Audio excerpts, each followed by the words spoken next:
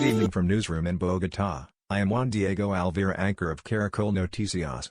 I want to welcome you to the first pandemic debate. The participants tonight are Alix Rincon and Oscar Ruiz. This debate is sponsored by the Alud of the District University and the Coca-Cola Company. In 4-minute date, is divided in 4 intervention. We'll explore 2 topic areas tonight: classes after the pandemic, and what will happen to bars, pubs and travel. At the start of each segment, I will ask the same lead-off question to both participants, and they will each have up to 30 seconds to respond. From that point until the end of the segment, we'll have an open discussion. We welcome from the Let's Take Care of Ourselves First movement, Alix Rincon, and from the Let's Be Free movement, Oscar Ruiz. Thanks for inviting me. I'm pleased to be here. Nice to meet you, Juan Diego and Alice. Good to be here. So let's begin. After the third peak of the pandemic and the lack of vaccines, what do you think the future of education will be like after COVID-19? Let's start with you, Mrs. Alix Rincon. From my point of view, education will have both virtual and face-to-face models. I think that will be the opportunity to connect us with different information sources and will introduce us to new technology. And what is your opinion, Oscar, about the answer of Alix? Juan Diego, she says the education will give us the opportunity to connect to different sources of information and introduce us to new technology. But what she does not use is that it promotes inequality. Not all students have access to the internet, or it is of poor quality. Education after COVID-19 should be face-to-face with biosecurity measures of future disease. What do you consider to be the results of the academic alternation? Oscar, go ahead. Juan Diego, the alternation was necessary, but we must return to the classroom to 100%.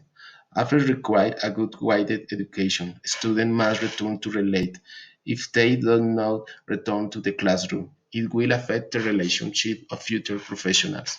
We must also think of the children who do not have access to the internet.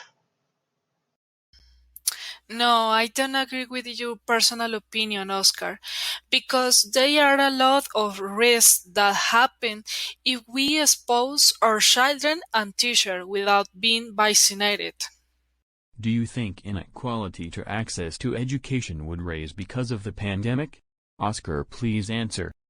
Juan Diego and Alice, if students return to the classroom, there will be more equity in education. Used to be more attentive when the teacher explained the topics of chemistry and mathematics in the classroom. Now the attention is lost with the publicity of the web pages. Let's not forget that the view equally in virtuality. You need a good connection to the web, a good computer. In conclusion, if there is not equipment, there is not education.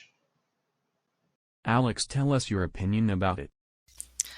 Obviously, we have different opinion about it, Oscar. In fact, we are seeing that we weren't prepared to guarantee access to virtual education. Just 70% of the population of rural students in Colombia have an internet connection to personal computer.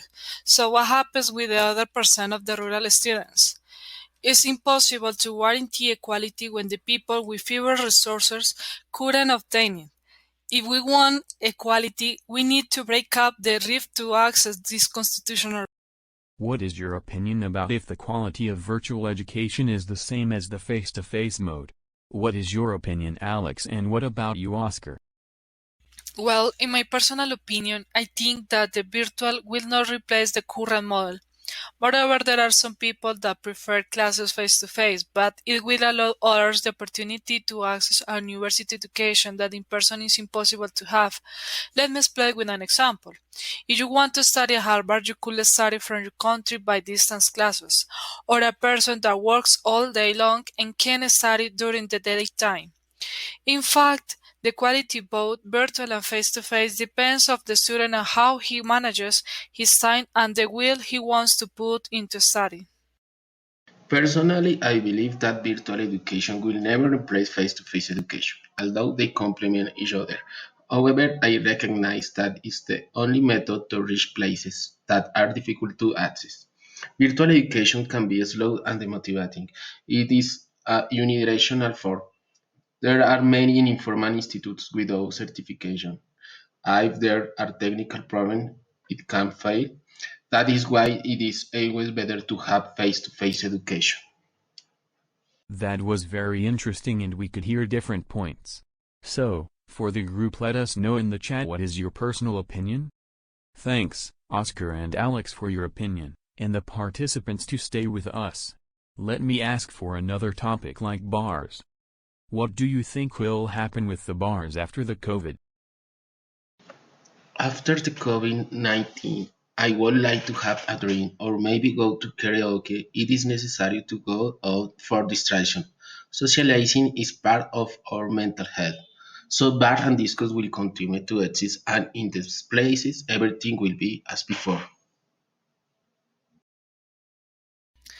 It's a difficult question because we don't have certain statistics that will predict, but I believe that the most of the clubs or bars will go bankrupt if the pandemic extends and people don't get vaccinated. What do you think about not selling alcohol in these places, bars and discotheques, in order to avoid the spread of other diseases such as COVID-19? I think that we should not slow down the economy. There are many people who depend on this business. Not sure we close ourselves to not meeting again in person after COVID-19.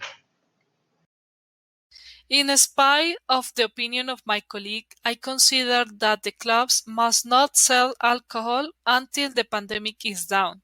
Otherwise, we will have more deaths by COVID. The combination between alcohol and COVID can be deadly. Quickly give us your conclusions about the discussed. Thank you.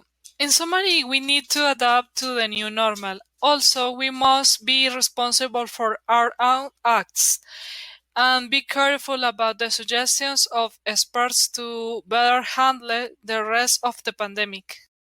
Finally, I think the world is going to change after COVID, but we can't lock ourselves in because we are social animals. We need to relate to each other. Thank you guys and everyone else for watching us. See you next time. Bye bye.